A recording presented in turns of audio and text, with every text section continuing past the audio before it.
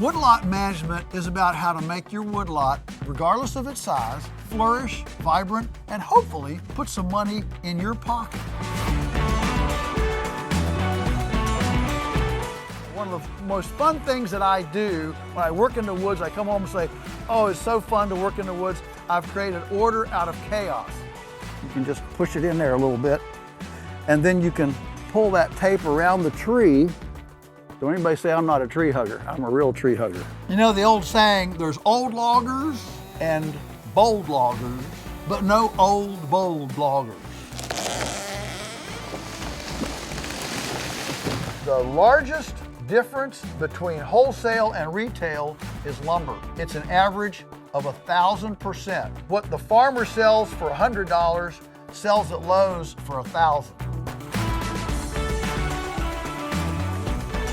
The people who know me know I'm really a lumberjack. And few things make me as excited as working in the woods. And I hope you will too when we finish Woodlot Management.